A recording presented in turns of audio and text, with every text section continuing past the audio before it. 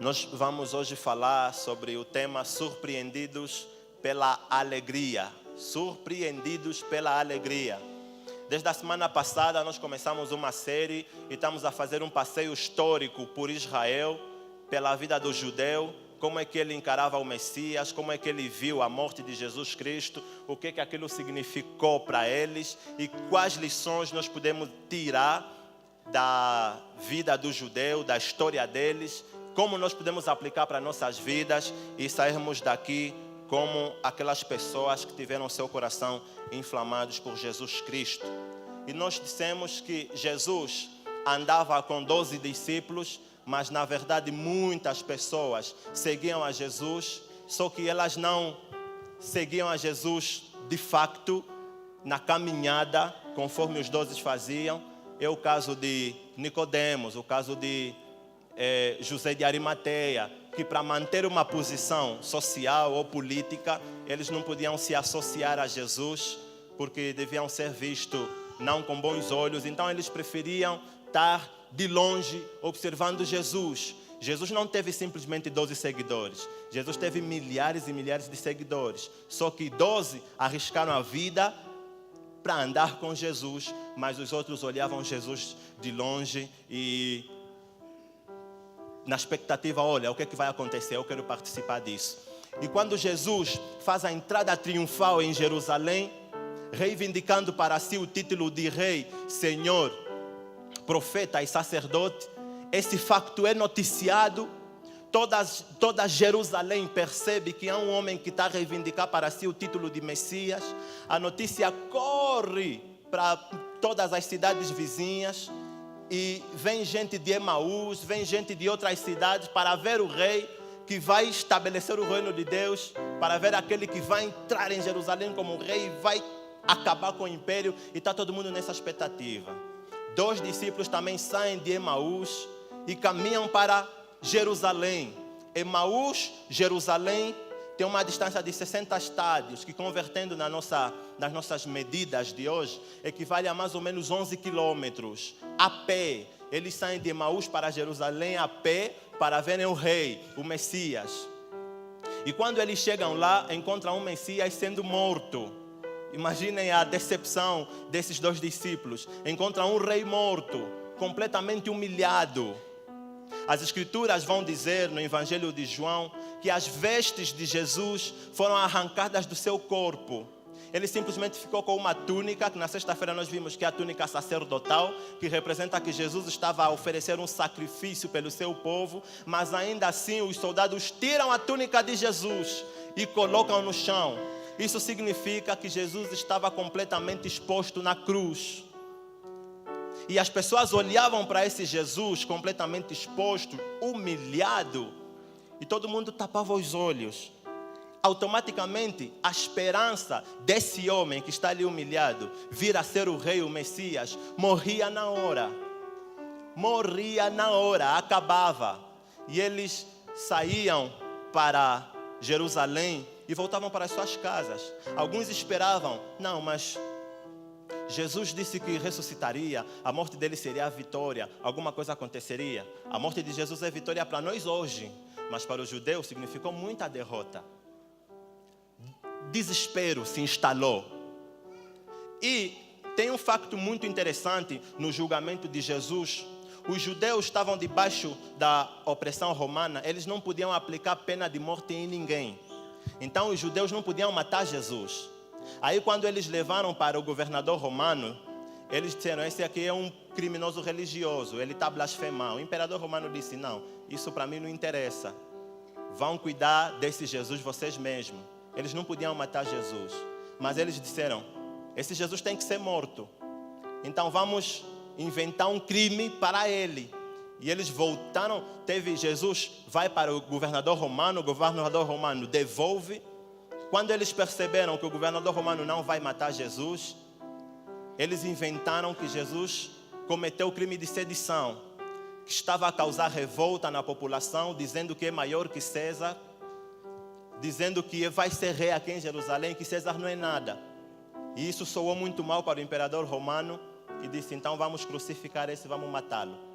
Então, para os romanos, Jesus está a morrer como um preso político, não como um preso religioso. Mas só que uma acusação também que não era dele. Em momento algum ele disse que é maior que César.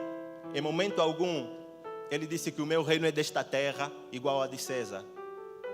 Então, todas aquelas pessoas que seguiam a Jesus, para os romanos, eram cúmplices de alguém que está a conspirar contra César. Automaticamente, se crucificamos esse homem que está a conspirar contra César, nós vamos crucificar também aqueles que com ele caminham. Então os discípulos começam a fugir, confusos, dizendo, explodiu, não deu certo, e é melhor nós arrumarmos as nossas malas, porque daqui a pouco Jerusalém vai estar uma bagunça, e nós podemos ir para a cova também e vamos embora. Mas vamos esperar, ele falou que no sábado acontecerá alguma coisa, eles esperam, não acontece nada.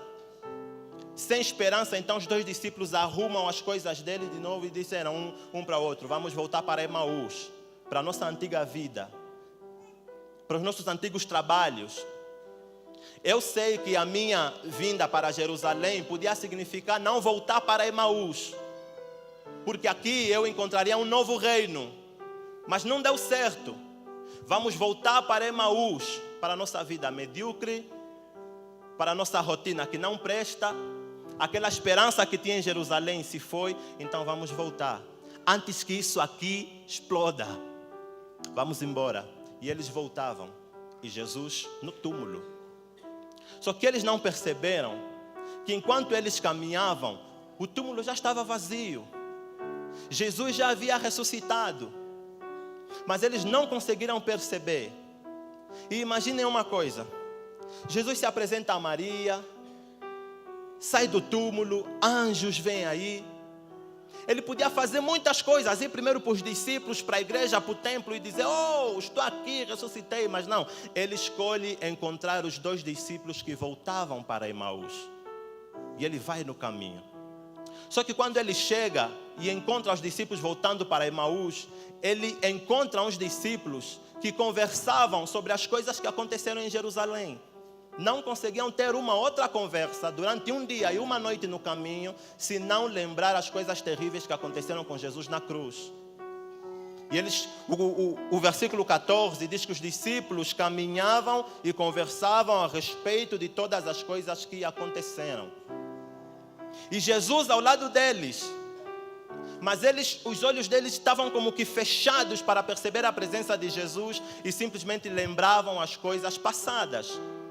E as coisas passadas ruins. Por que os discípulos não caminhavam lembrando das coisas boas que Jesus também fez? Olha, se você estivesse em Jerusalém, a imagem de Jesus Cristo na cruz provavelmente seria uma imagem difícil de esquecer também, porque foi terrível. Mas acrescentando isso, a mente humana tem uma capacidade de lembrar mais dos fatos ruins do que dos fatos bons. E eles sabiam de muitas coisas que Jesus fez, mas a sua consciência fazia questão de lembrá-los das coisas ruins, do que aconteceu no passado. Ele foi morto.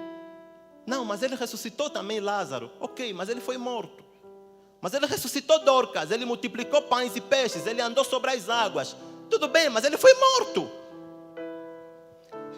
Os discípulos estavam, enquanto eu meditava no caminho de Emaús, eu descobri que o caminho de Emaús se assemelha muito à nossa caminhada enquanto seres humanos aqui na Terra.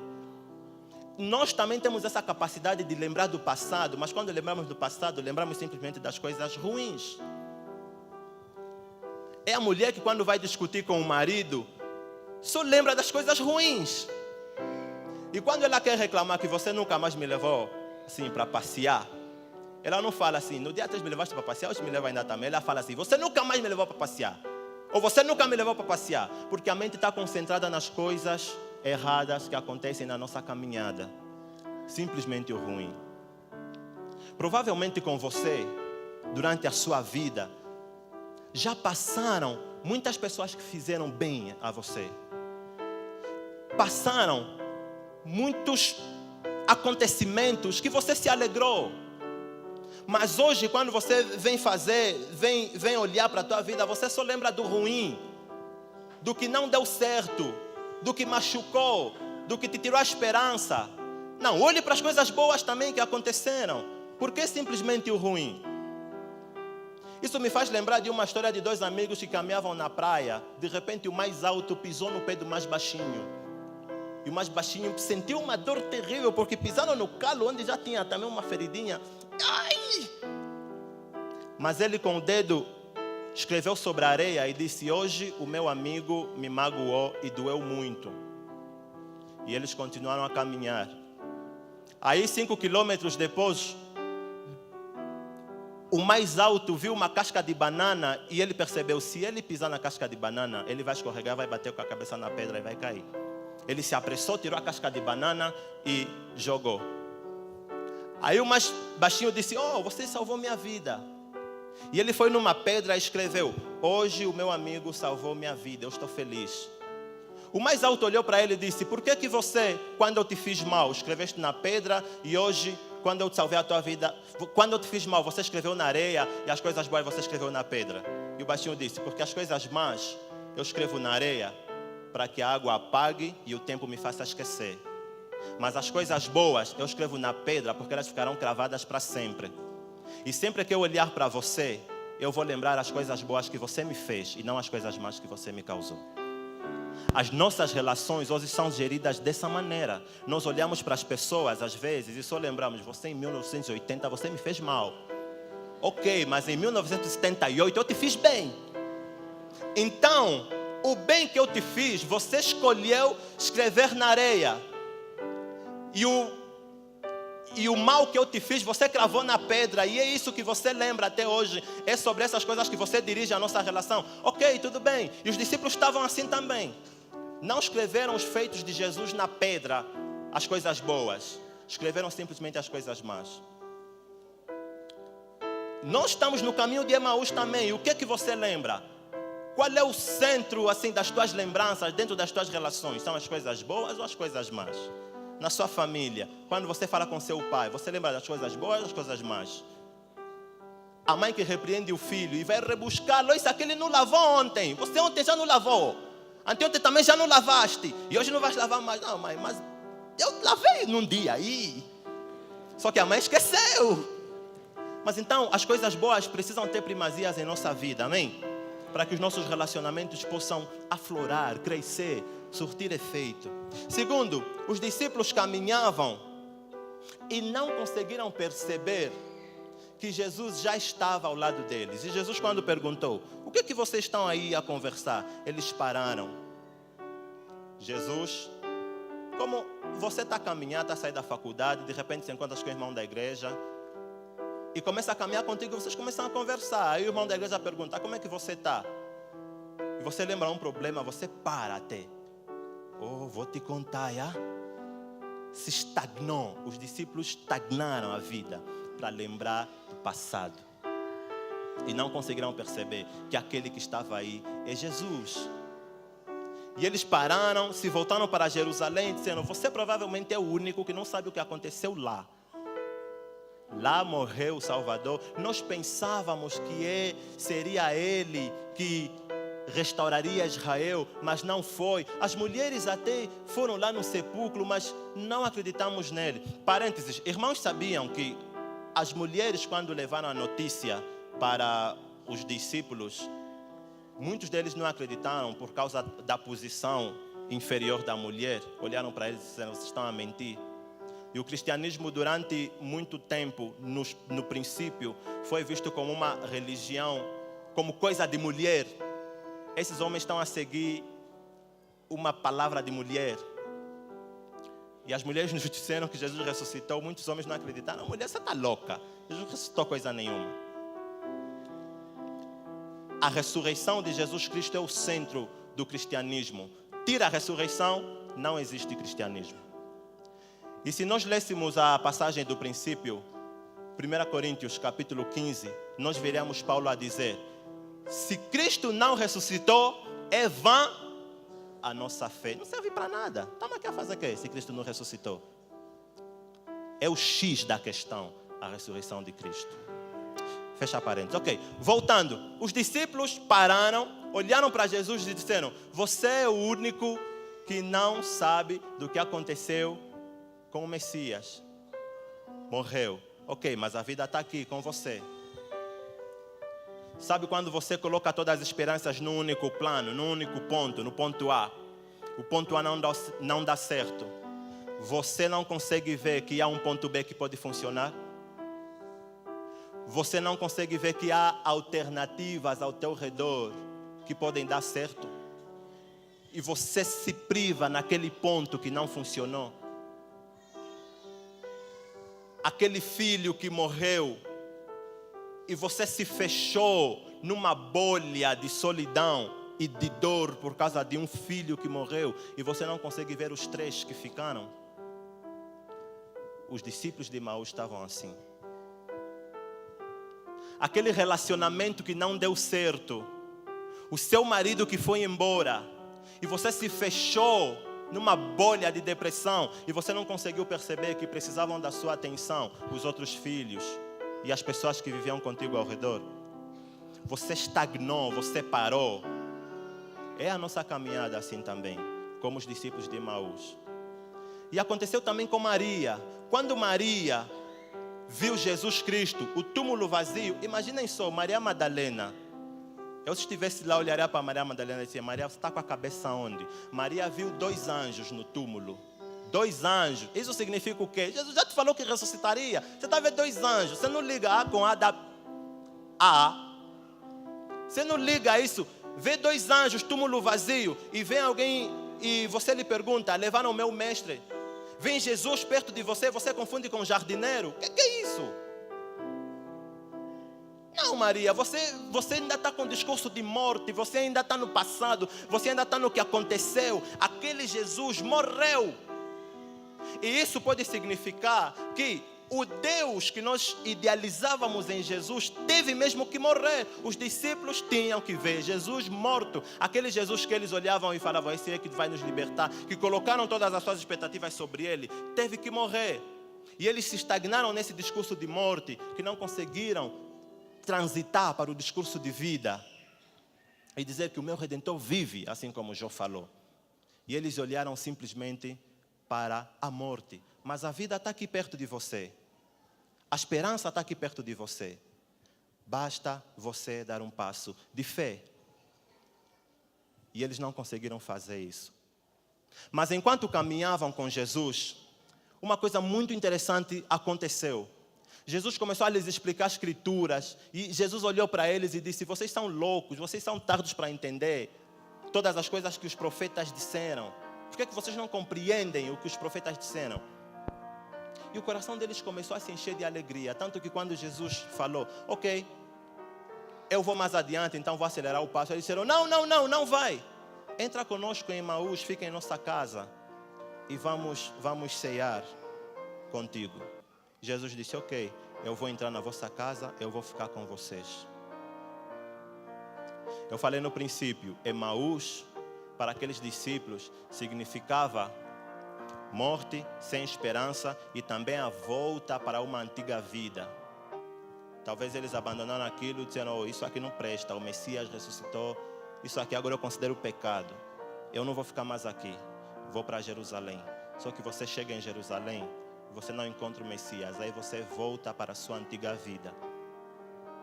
Tem pessoas que estão a caminhar para a sua antiga vida, que Jesus já os salvou, já os trouxe de volta para a luz. Mas alguma coisa na caminhada com esse Jesus aconteceu e você está voltando para a sua antiga vida. Você está no caminho para uma vida medíocre e sem sentido que tinhas antes de Jesus Cristo te salvar. Só que quando você está no caminho da depressão, da desesperança, de volta para o pecado, Jesus entra no seu caminho. Jesus vem, intervém a tua história. Jesus fica ao lado de você. O Cristo ressurreto, Ele se apresenta para você e diz: não é assim. Não é assim. Se aquilo era morte, hoje eu estou apresentando vida. Se aquilo era desesperança, hoje eu estou apresentando esperança. Não é bem assim. Não volta para a sua antiga vida. Jesus teve que intervir para os 2 discípulos para não voltarem ao Egito, ao deserto, a Emaús, que podia significar novamente distância dos discípulos e de Jesus e de Deus. E olha, os restantes dos discípulos ficaram em Jerusalém. esperando a vinda de Jesus Cristo. Mas aqueles se desligaram do grupo e voltavam para a sua antiga vida. Voltavam novamente para o que eles podiam fazer. Não, Jesus agora já não é mais o Senhor da minha vida. Não faça isso. Volte para Jesus. Jesus está no caminho, amém? E Ele está mostrando para você que Ele pode salvar, Ele pode libertar. Ele ressurgiu para isso. Foi tão importante a caminhada de Jesus com os discípulos no caminho de Emaús. E também é tão importante a caminhada de Jesus com você na sua caminhada da vida. E você começa a ver o que é que eu tenho feito para esse Jesus. Eu ainda não percebi a presença dele. O mundo está caminhando, está a andar, minha vida está a ir. Como é que eu estou?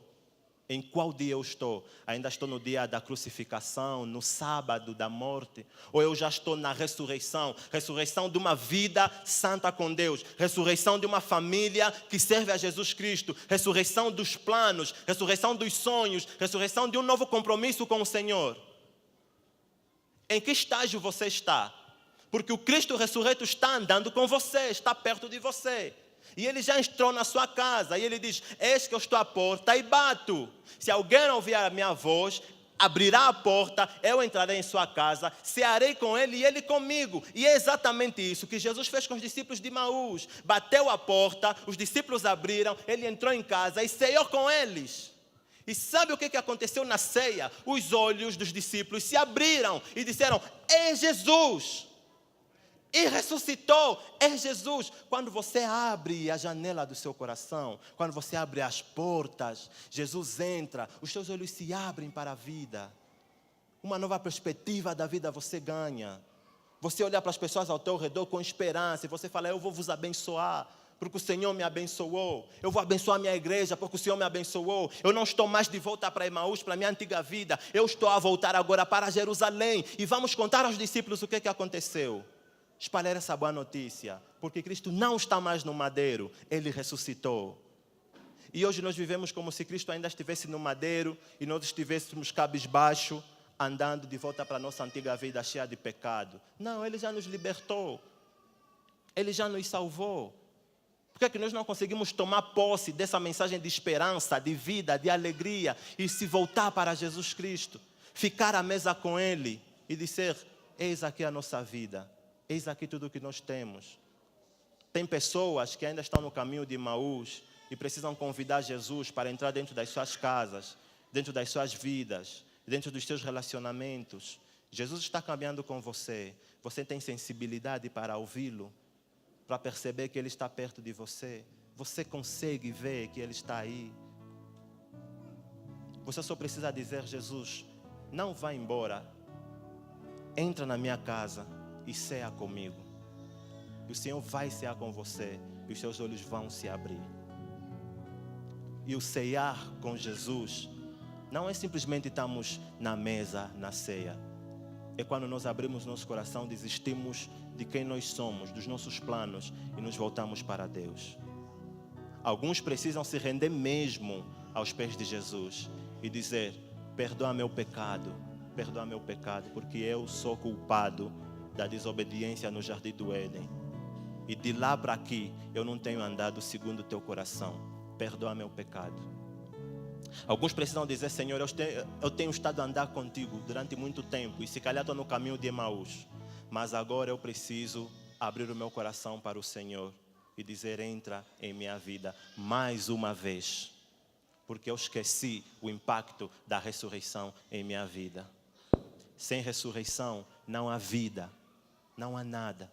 E não foi uma ressurreição igual à ressurreição de Lázaro ou de Dorcas. A ressurreição de Jesus foi diferente. Lázaro e Dorcas morreram de novo. Mas Jesus ressuscitou para nunca mais morrer.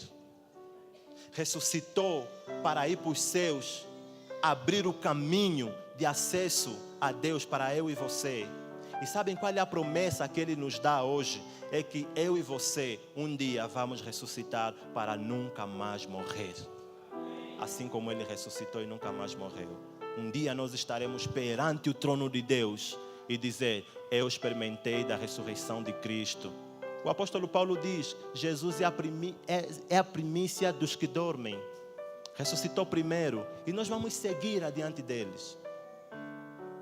A morte não conseguiu reter Jesus. É como se você enchesse um balde d'água e você diz que todos os objetos que eu coloco nesse balde d'água têm que afundar e ficar no fundo. A morte é assim: eu acabo e deixo você no fundo.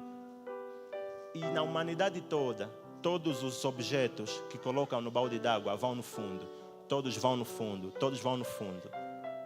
Mas aí colocaram Jesus na água.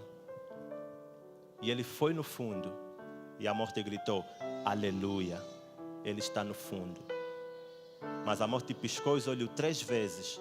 E o objeto de Jesus flutuou. A água não conseguiu reter Jesus.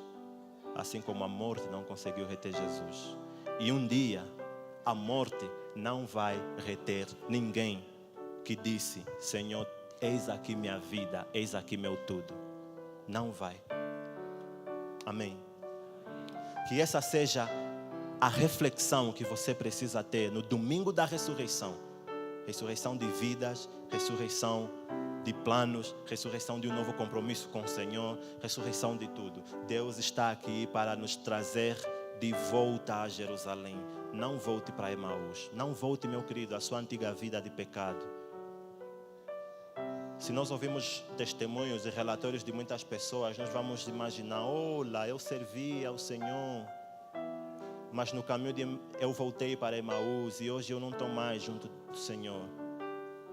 Sabe, as missões lá do longe, eu participei, eu fiz também, mas hoje eu estou em Emaús. Jesus atravessa seu caminho, meu irmão, para tirar você de Emaús e levar novamente para Jerusalém. Você que andava com o Senhor, leitura bíblica em dia, devocional, sua vida estava toda andando nos trilhos do Senhor. Mas aí veio alguém e aliciou você, tirou você do caminho e colocou de volta para Emaús. Jesus está atravessando o seu caminho nessa manhã para levar você de volta para Jerusalém. Está a atravessar seu caminho, tenha sensibilidade para perceber o chamado de Jesus. Ele está dizendo: volta para Jerusalém, porque lá está a vida. Seu pai, sua mãe talvez estavam em Jerusalém com o Senhor, mas alguma coisa aconteceu, eles estão em Emaús agora. Deus está atravessando o seu caminho hoje. A ressurreição é isso. Deus atravessando o nosso caminho para nos colocar de volta para Jerusalém. Vamos orar. Vamos agradecer a Deus porque Ele já atravessou as nossas vidas. Mas eu quero fazer um apelo especial a você que ainda precisa que o Senhor atravesse novamente o seu caminho e traga você de novo para Jerusalém, traga você de volta. Reavive os teus sonhos, os teus planos, o compromisso, a caminhada com o Senhor. Você que sentiu Deus atravessando o seu caminho hoje, no domingo da ressurreição, assim como os discípulos de Emaús, eu quero fazer uma oração muito especial para você. Levante sua mão aí no seu lugar e nós estaremos orando para você. Amém. Amém. Mais alguém que está sentindo Deus atravessar o seu caminho e está trazendo de volta para casa? Levante sua mão, permaneça com as mãos para cima e eu vou orar por você. Amém. Deus seja louvado. Podem baixar, muito obrigado. Agora eu quero saber quem levantou a mão pela primeira vez. Quem está aqui é visitante, ou quem já tem cultuado conosco, mas hoje, enquanto eu fiz esse apelo, levantou a mão pela primeira vez assim. Amém, Deus seja louvado, glória a Deus, glória a Deus. Vocês que levantaram a mão pela primeira vez, por gentileza, podem vir aqui em frente. Vem aqui em frente, vem me dar um abraço e nós vamos orar por vocês.